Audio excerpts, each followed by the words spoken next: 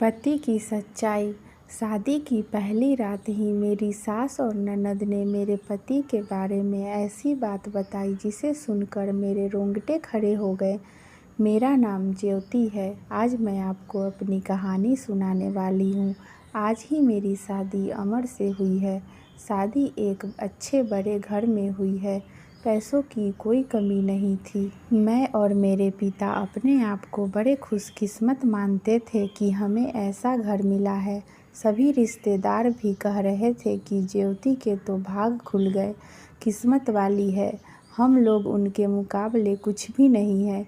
पिताजी के पुराने परिचित होने की वजह से मेरी शादी उस घर में हो गई। शादी के बाद पहली बार मैं उस घर में गई। घर में जाते ही मुझे पता चला कि वो लोग कितने बड़े हैं।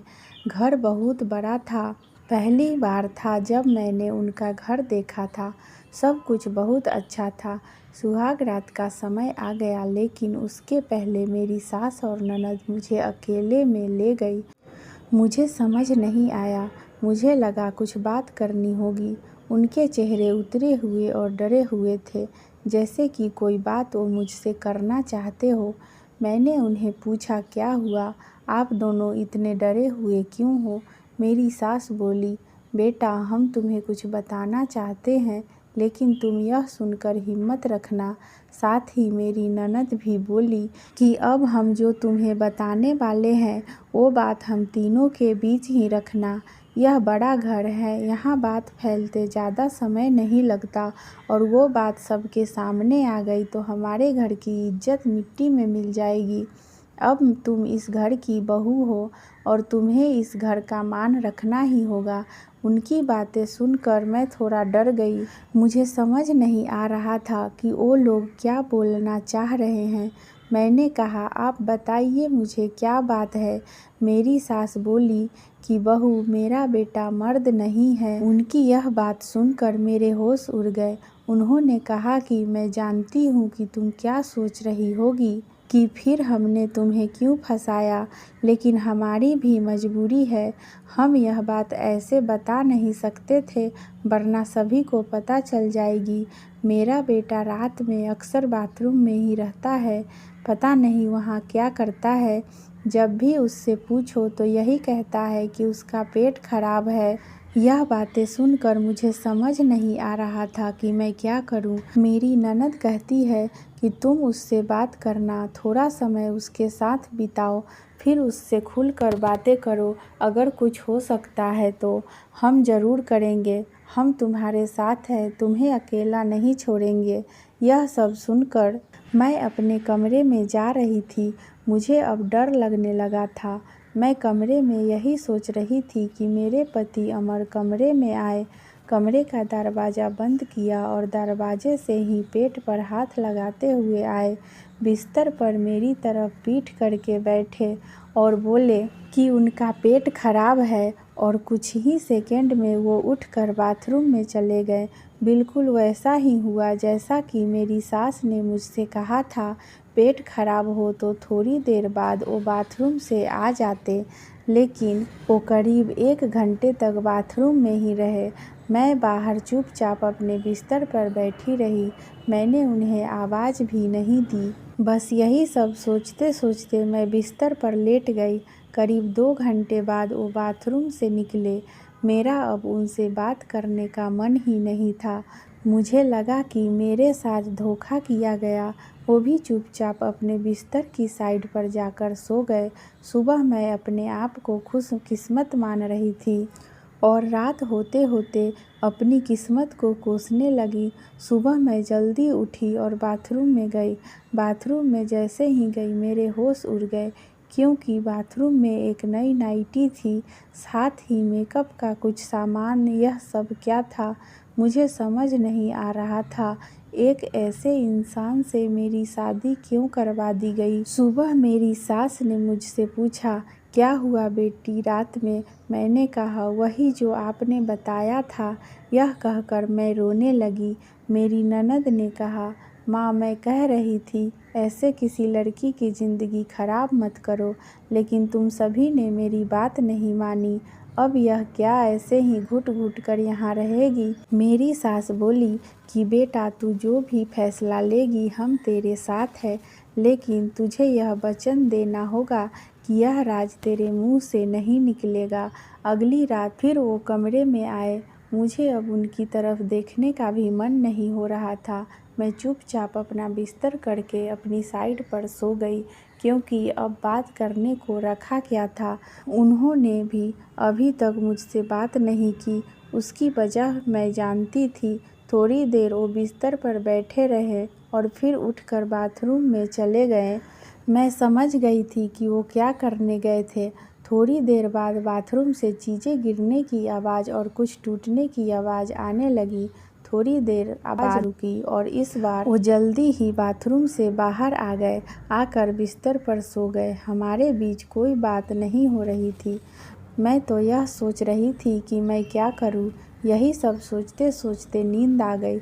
सुबह जल्दी उठी और फिर मैं बाथरूम में गई, लेकिन इस बार जब मैं बाथरूम में गई तो सब कुछ बिखरा हुआ था। नई नाइटी को फाड़ दिया था, मेकअप का सामान बिखरा हुआ था। बाथरूम में कचरे में एक कागज़ भी था जिस पर लिखा था टू माई ब्यूटीफुल वाइफ।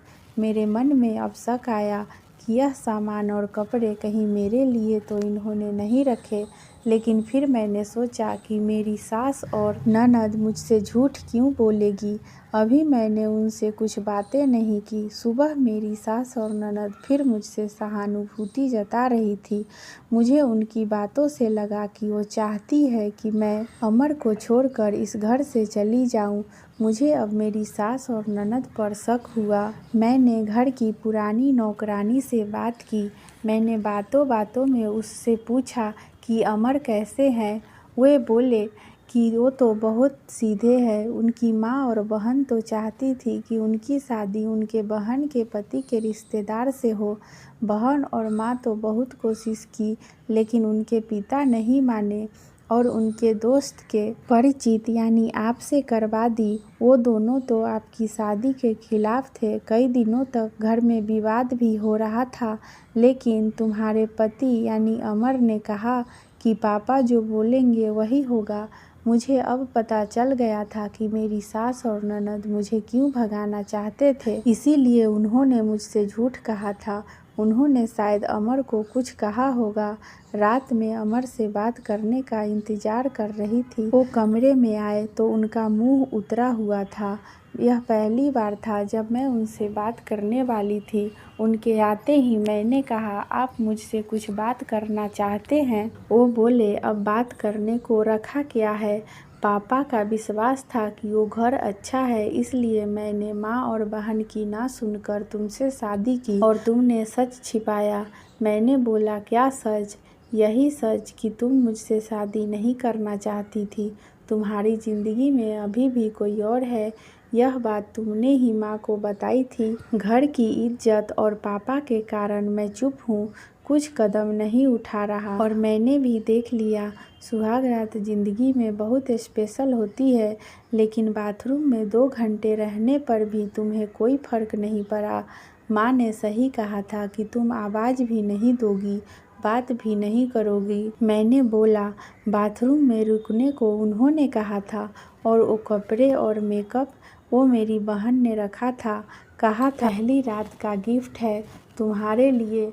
मैं उठकर उनके पास गई और उन्हें कहा, आपको पता है कि माँ जी और ननद ने मुझसे क्या कहा? फिर मैंने उन्हें सारी बात समझाई और कहा कि वो चाहते हैं कि हम दोनों में गलतफहमी हो और हम अलग हो जाए, ताकि वो जो चाहते हैं वो पूरा हो जाए।